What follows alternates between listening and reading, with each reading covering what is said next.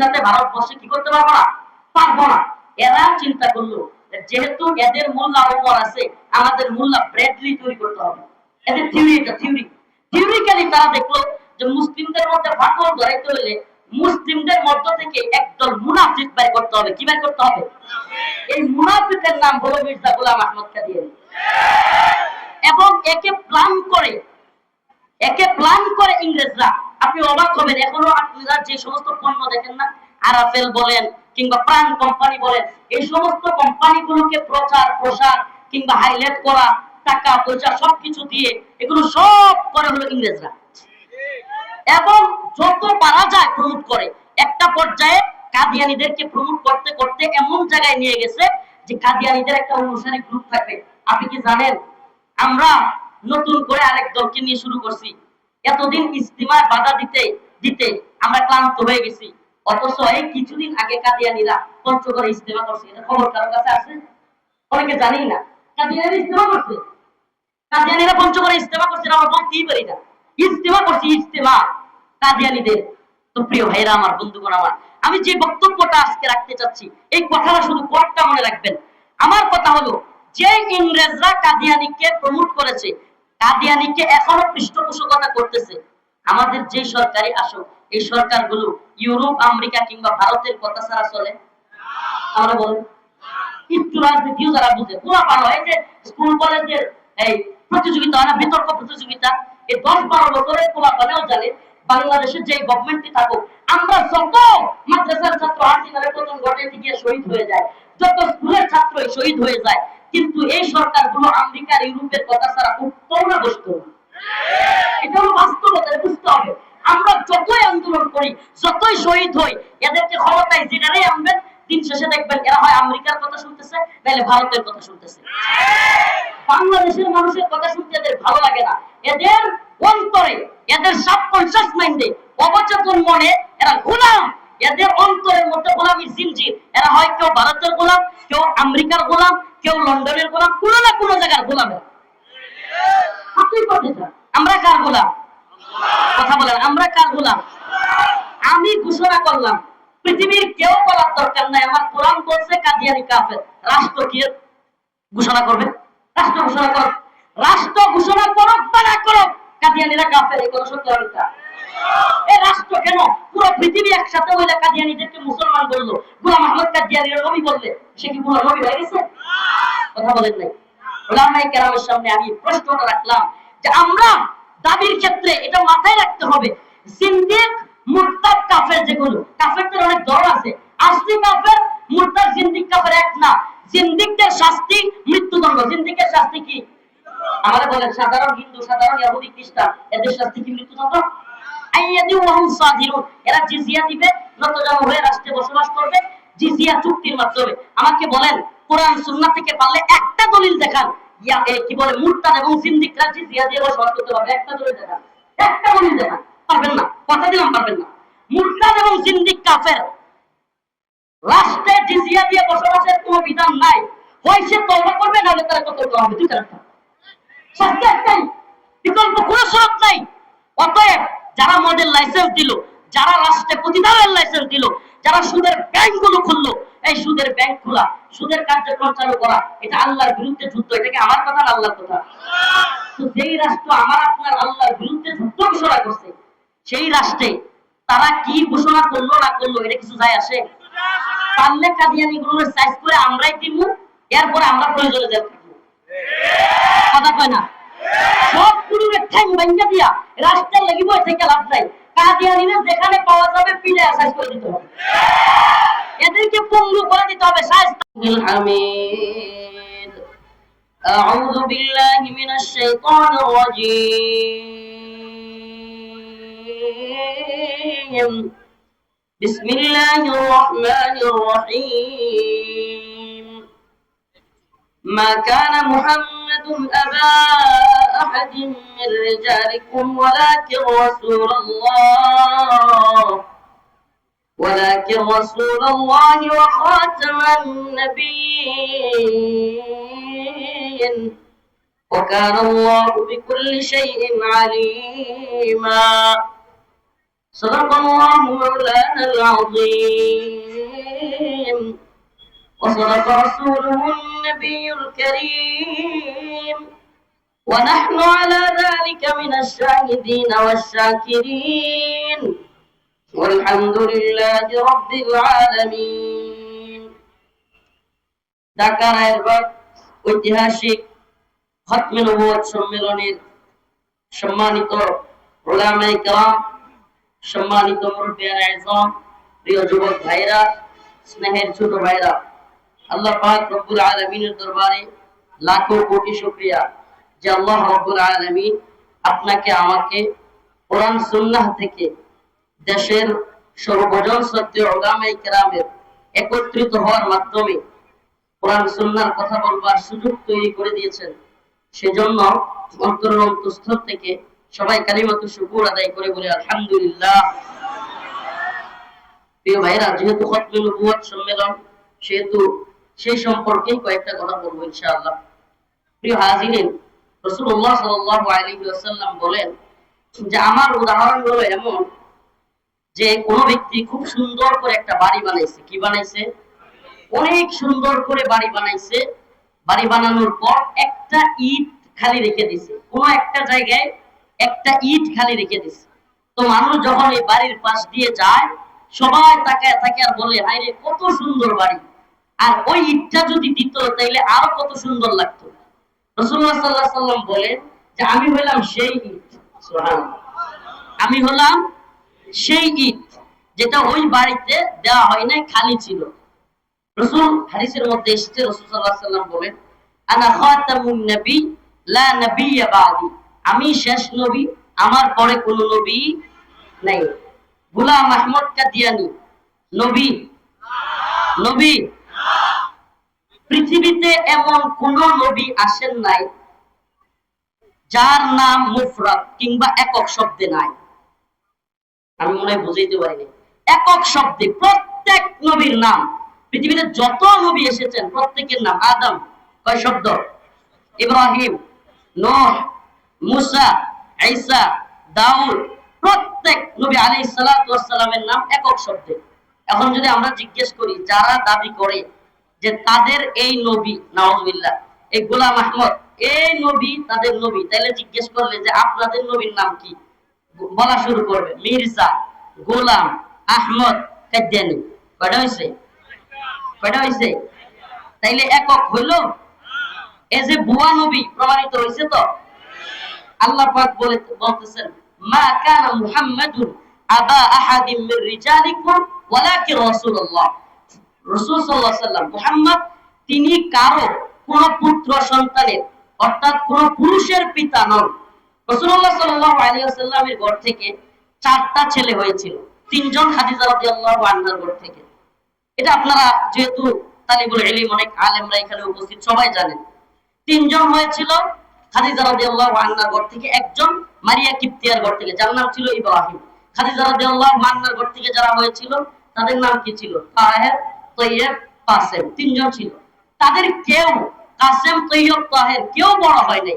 এমনকি মারিয়া কিপ্তিয়া, ওনার ঘর থেকে যে ইব্রাহিম আলাইহিস সালাম হয়েছিলেন, তিনি একবারে দুগ্ধ পান করা অবস্থায় মৃত্যুবরণ করেছেন।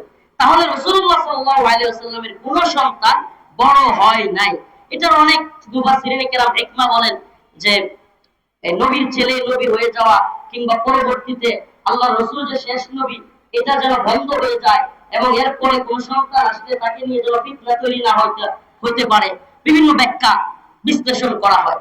কিন্তু রাসূল যে শেষ নবী, উনি হাদিসের মধ্যে জানিয়েছেন, আল্লাহ পাক নিজে কোরআনের মধ্যে বলেছেন ওয়ালাকিন রাসূলুল্লাহ ওয়া খাতামান নাবিয়্যিন, তিনি আমার রাসূল, শেষ নবী, তিনিই শেষ নবী। তাহলে রাসূলের পরে আর কোন নবী আসবে না। তাইলে গোলাম আহমদ কাদিয়ানী, আমরা বিস্তারিত লম্বা আলোচনায় যাওয়ার দরকার নেই। মুসলিম এ কথা বিশ্বাস করে, কোরআনে আসছে আল্লাহ পাক মুমিনের পরিচয় দিচ্ছেন, ক্বালু সামি'না ওয়া আতা'না। যখন মুমিনের কাছে কোন কোরআনের কথা পেশ করা হয়, তারা কি বলে? সামি'না ওয়া আতা'না, আমি শুনলাম এবং মানলাম। এছাড়া মুমিনের কোনো কথা থাকতে পারে না, মুমিনের কোনো কথা থাকতে পারে না। তাইলে কি বলবে মুমিন? কোরআন যা বলেছে, ক্বালু সামি'না ওয়া আতা'না, কোরআন বলেছে ফানকিহু মা তাবা লাকুম মিনান নিসাই ওয়া মাসনা ওয়া সুলাসা ওয়া রুবা। কোরআন বলছে যে আল্লাহ পাক একাধিক বিয়ে জায়েজ করেছেন। আমি একটা কারগুজারি শোনাই আপনাদেরকে। আমি পল্টন থানা রিমান্ডে ছিলাম। এই অবস্থায় জাহিদ নামে একজন এসআই হঠাৎ করে শাইখুল হাদিস ইবনে শাইখুল হাদিস আল্লামা মামুনুল হক দামাত বারাকাতুহু একাধিক বিয়ে করেছেন, এটা নিয়ে কথা হচ্ছে। সে আমারে গালিগালাজ শুরু করছে, তোরা কি ফতোয়া পাইছিস, কই থেকে পাইছিস, আমরা একটা নিয়ে থাকতে পারি না, তোরা দুইটা দিন কথা বলিস। আচ্ছা, সে একটা নিয়ে থাকতে পারে না, এটা তার সমস্যা, হয় ধ্বজভঙ্গ নাহলে বই পিটা, হয় যৌন সমস্যা আছে নাহলে ধরে বই পিটা। সে এমন খেপা খেপছে আমার প্রতি, আমি নাম বলতেছি, পল্টন থানা এসআই জাহিদ। সে এক পর্যায়ে আমি যখন বলছি ফানকিহু মা তাবা লাকুম মিনান নিসা মাসনা ওয়া সুলাসা ওয়া রুবা, আল্লাহ বলছেন তোমরা দুইটা, তিনটা, চারটা পর্যন্ত বিয়ে করতে পারবা, মহিলাদের থেকে যাকে পছন্দ হয়। ওয়াইন খিফতুম আল্লাহ তাআদিলু, যদি তোমরা ওয়াইন খিফতুম, যদি তোমরা ভয় করো, আল্লাহ তাআদিলু, যে তোমরা ইনসাফ করতে পারবা না, তাহলে ফাওয়াহিদা, তাইলে একটা করো। তাইলে আল্লাহর কথা, এই ফতোয়া কে দিয়েছেন? একাধিক বিয়ে করা যাবে, এই ফতোয়া কে দিয়েছেন?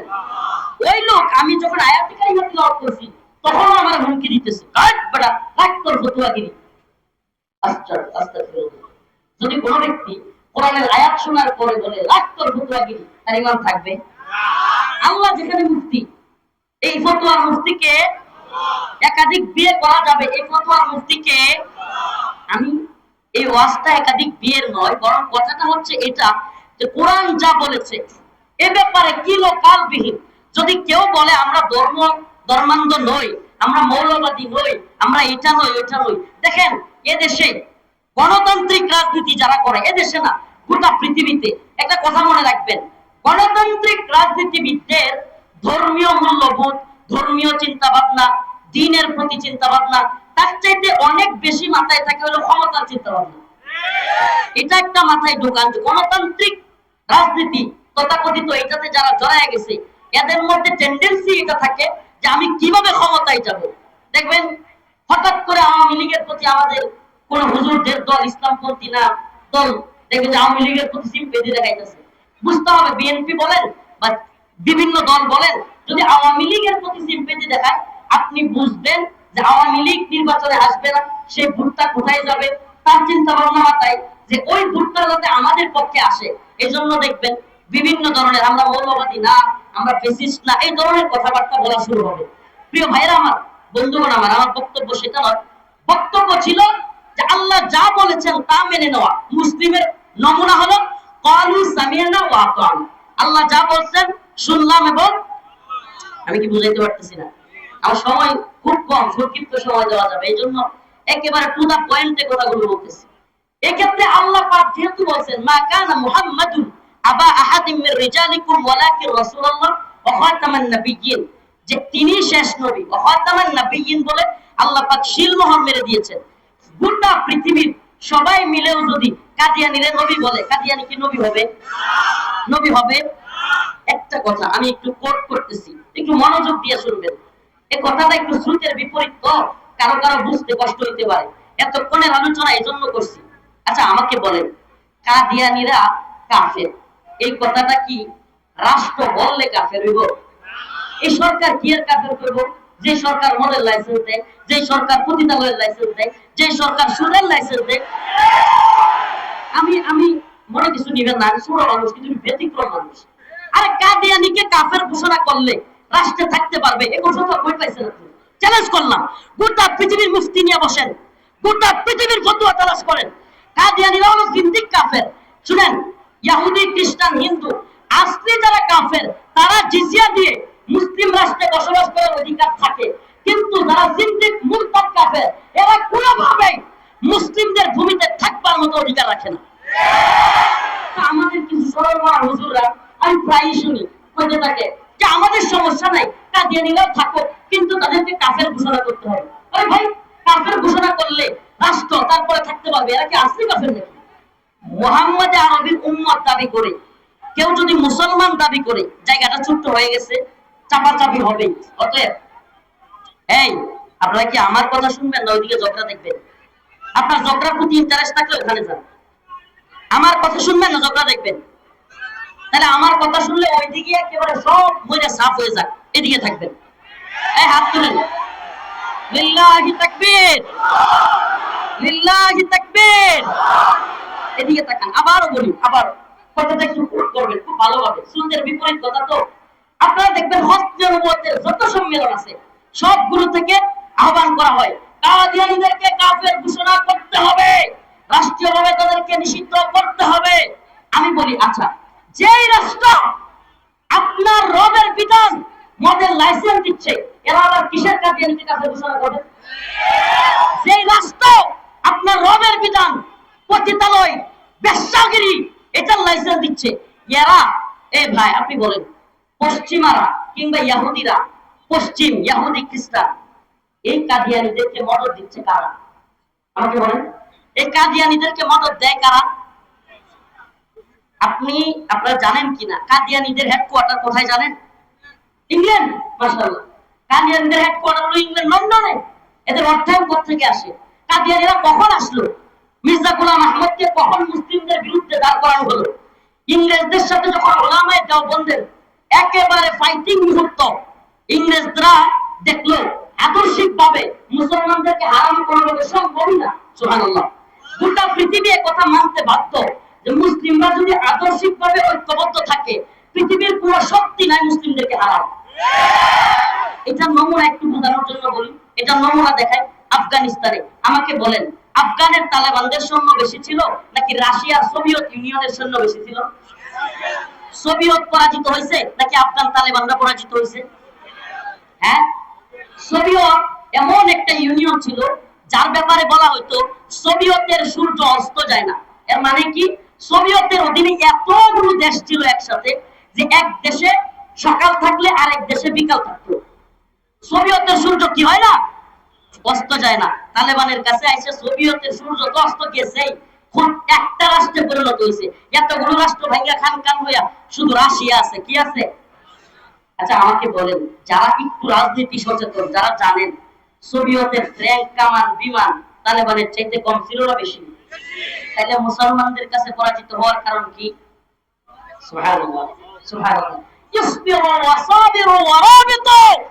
আরে মুসলমানদের রব বলেছেন মুসলমানরা হলো সবরের প্রতিযোগিতাকারী। সুবহানাল্লাহ, আমরা কি সবরের প্রতিযোগিতাকারী? ইসবিরু ওয়া সাবিরু ওয়া রাবিতু। আমরা এমন প্রতিযোগী যে মনে করেন দুইজন লোক একে অপরের হাত কামড়ে ধরছে। কি করছে? একে অপরের হাতে কামড় দিছে। কামড় দেওয়ার প্রতিযোগিতা, কে আগে ঠিক করবে। কি করে? কে আগে বাবা গো কয়ে ডাক মারে। এখন মুমিন আর কাফের যদি এক লগে ইয়া দেয়, ধৈর্য গুণ ইমানি পাওয়ার সবকিছু মুমিনের কল্লা বেশি। এই কারণে তালেবান বারবার জিতছে। আপনার আরেকটা উদাহরণ দিই, আমেরিকা, নেটো সমস্ত জোট মিলায়া, নেটো জোটের ব্যাপারে যারা জানে 48টা রাষ্ট্র। কয়টা? France, Japan, Italy, Germany, Russia, sorry Russia না, ফ্রান্স, জার্মান, ইতালি, এরপরে হলো আপনার কি বলে আমেরিকা ও ইউরোপ, ইউরোপের অনেক রাষ্ট্র। এতগুলো রাষ্ট্র একত্রিত হয়ে প্রায় 48টা রাষ্ট্র নেটো জোট গঠন করছিল। কি জোটের নাম কি? সামরিক জোট। তুরস্ক ছিল। এতগুলো রাষ্ট্র একত্রিত হইয়াও আফগানিস্তানে আয়া জিতছে নাকি মায়ের খায়া বাপ দেখিয়া নাকি হত্যা পালাইছে? হ্যাঁ, পালাইছে কি পালায় নাই? আমাকে বলেন, ফ্রান্স, জার্মানি, ইতালি, তারপরে আমেরিকা, ইউরোপ সবগুলো রাষ্ট্রের চাইতে তালেবানের সৈন্য সংখ্যা বেশি ছিল? কামান বেশি ছিল? ড্রোন বেশি ছিল? মিসাইল বেশি ছিল? আরে ভাই কিছু ছিল না। একটা ইতিহাস বলি, এমন কি এক পর্যায়ে আমেরিকা এবং নেটোর বোমা হামলায় আফগানিস্তানের বিল্ডিং গুলো একেবারে পাউডারের মতো হয়ে গেছিল। এক পর্যায়ে একটা পাহাড় ছিল, তুরাবুরা পাহাড়। নাম কি? শুধু এই এক তুরাবুরা পাহাড়ে মুজাহিদরা, আমি শেখ আব্দুল্লাহ আজম রাহিমাহুল্লাহ তাফসিরে তাওবাটা পড়েছিলাম, এটার মধ্যে আসছে তুরাবুরা পাহাড়ে ওনারা নষ্ট রুটি 3-4 দিনে নষ্ট রুটি খায়া খায়া জীবনযাপন করে। সুবহানাল্লাহ। সেখান থেকে আজকের আফগান জাতি বিজয় তো আমরা সবাই দেখছি, কিন্তু ওই বিজয়ের সিঁড়ির নিচে কত যে শহীদের লাশ। আফগানিস্তানের এমন এলাকা আছে যে এলাকায় কোনো ঘরে শহীদ নাই, এমন কোনো ঘর নাই। এমন কোনো ঘর নাই যেই ঘরে এতিম সন্তান নাই, যেই ঘরে বিধবা স্ত্রী নাই। কল্পনা করা যায়? তা আমরা বাংলাদেশে কয়জন শহীদ হয়েছি ইসলামের জন্য, দিনের জন্য কয়জন কোরবানি পেশ করছি, কয়েকদিন করে কারাগারে থাকি, এতে আমার মা বোন সবগুলো মিলে কান দেয়া শেষ হয়ে যায়।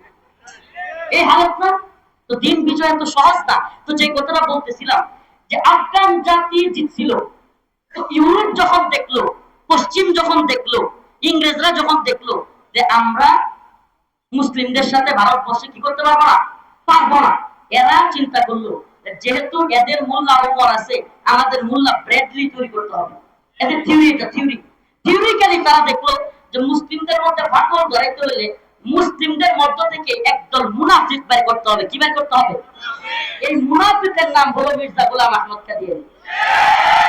এবং একে প্ল্যান